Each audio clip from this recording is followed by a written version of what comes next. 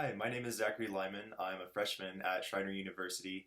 I'm here in the Texas Center. You can tell by the cool artwork on the walls.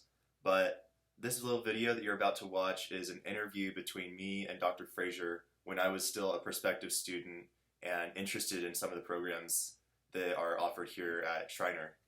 And so I can confirm now that I'm here that the program is as awesome as it sounds, and everything you're going to see is exactly how it is. What made you develop such a passion for Texas? There was a event that was kind of the crossroads. We all have them in our lives. But I lived outside of Texas for a couple of years as a kid. So 2 years I lived in Macon, Georgia. And until you live outside of Texas, you don't fully appreciate how unique Texas is. And unique with all that implies. And so I was a little homesick. My folks were homesick. And one of the things that I ran across in Macon, Georgia, was a Civil War cemetery that included 13 dead Texans. And these 13 dead Texans were probably about your age, slightly older. And when they went to their reward, as they say, and it occurred to me that they had died a long way from their homes. And I got interested in how do you research names on a headstone and take it back and figure out who these people were as individuals. And all of a sudden, there was a whole broad sweep of Texas history open up to me that I wasn't aware of. You know, we're familiar with the Alamo. Great. Been to the Alamo. Know a lot of people that have worked at the Alamo, know the people that run the Alamo. But the Alamo is not all there is to Texas history. There's so many other interesting stories, and I started discovering the Civil War and aftermath story that just captivated me. And so that was actually my gateway into Texas history. What is your typical teaching style? Do you tend to guide students through the course, give out assignments, or do you have a discussion with the entire class? Advancements in technology, you've got the entire knowledge of the planet on your hip. And so I went from being the sage on the stage to now being more of a guide. There's one thing to have access to all that knowledge. It's another thing to have the wisdom to know what to do with it. And so I've seen my role as an educator change just in the course of my career. So I will make the students be accountable for a bunch of their own education. They have to go out and grab it, and I'll guide them to it. Think of it as like a hunting or fishing guide. The hunting or fishing guide doesn't go out there and shoot the animal for you, but he will put you on the animal and advise you on how to take it. And that's kind of the way I am. So, as a guide, if I have a question on the coursework or if I need help through something, how should I reach out to you for guidance? Well, I'm a big believer in technology, so you send me a text message, give me a call, send me an email. You know, this is kind of this is a relationship. This isn't a job. And guys that come to Shriner are looking for mentors, and mentoring is kind of a 24/7 job. Now, other than historical knowledge, what kind of life lessons do you want students to take from your classroom and from your discussions? Well, I'm actually a huge advocate of applied education. So, you know, just knowing the history is not particularly useful unless we can weaponize it. You know, sooner or later, you have to take what you learn at a university and screw it onto a missile and launch it, you know? And so, you know, I want my history classes, I want all the classes I do, the history, the culture, the Texas studies vibe, to be something that actually has real world application. How much time do you think students spend on assignments? You know, in the old days, you could spread it out over 3 months. So what students did is they waited till the last 2 weeks. Well, the last 2 weeks get here a lot quicker now. So I think that producing a 30-minute presentation on some sort of extraordinary Texas life is probably doable in the course of the class. I've certainly done it in the past. And so it'll take all semester, but you will be responsible for concept to completion of a project. And so then it's about how you eat that elephant. Well, it's one bite at a time. And I wouldn't ask you to do something that I didn't think was doable. You mentioned, being mindful of the calendar and time management, but what other keys to success do you think there are for your classes? Besides time management, I would probably add time management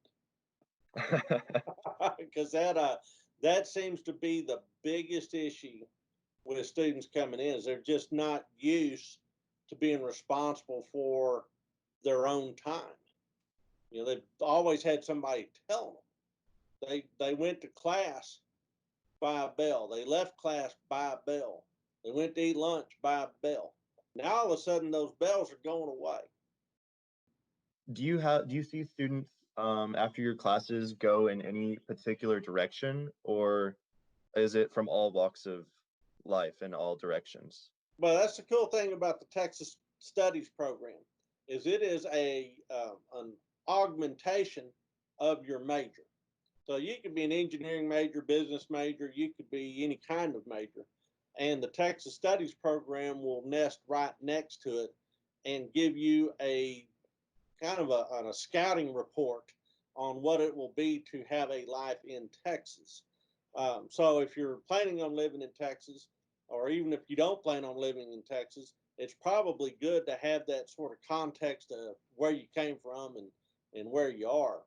So it's butchers, bakers, and candlestick makers coming through the program. Now, I know Texas has been having a big population increase with folks moving out here. How do you think that's going to change the culture of Texas? Because we already have a very defined way of living. By 2050, it's estimated that the present population of Texas will have doubled. Now, some of that's from natural increase, but a bunch of it's from immigration from other states and abroad. So, part of what we're doing with the Texas Center is leaning into the idea, the concept of cultural sustainability. Uh, Believe it or not, somebody needs to teach the next generation kind of how we got to the present day and where this Texas culture came from, what it means for the present, and what it implies for the future. Texas is one of the states that will sue the federal government more than any other state over what they consider to be infringements on the 10th Amendment, which reserves rights to the states.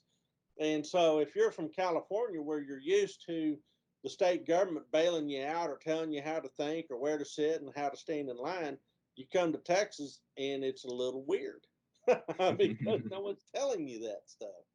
And so somebody needs to kind of ease you into it and say, all right, here's some things to look for as you make your transition. Now, that said, Texas is composed of immigrants and always has been. So thank goodness people are coming here. We just got to put them to work. So you've got the Texas learning community that you're building at Schreiner, but what Correct. other personal projects are you doing? I've got a number of books I've written already, and I've got another book to finish out a series on Texas in the Civil War in Louisiana and Texas. So Trans Mississippi Civil War stuff. I'm working on a book on the 1813 campaign for San Antonio, which is actually the largest military campaign in Texas history. We always think about the Texas Revolution, but that was kind of small potatoes compared to what was going on in 1813, 1814 during the Mexican War for Independence. Also run a publishing company here in town that's part of the Texas Center, actually, State House Press. We crank out about 4 or 5 books a year. I plan on getting students involved in the publishing process. I also have a travel company when we used to be able to travel. So I've actually taken students, alumni, friends, uh, public educators to every American battlefield in Europe. So World War One, World War Two, if it's a battlefield where Americans fought, I've been there, and picked up 2 in the Pacific recently. Been to Pearl Harbor, which is a must, but also went to Guadalcanal, which was just awesome. I remember you talking about weaponizing history Yes. and making it a tool. And that's something you could definitely do in politics or as a member of the legislature.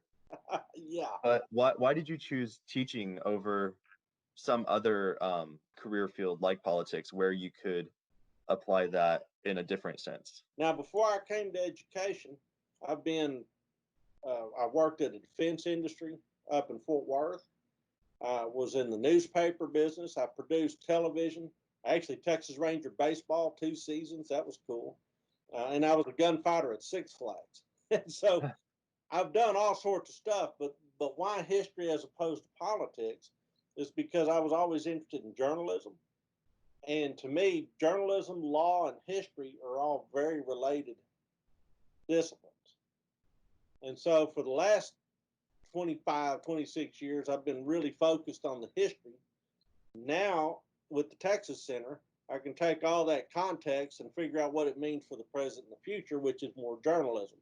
So that's a lot of fun, and it allows me to be kind of a universal citizen.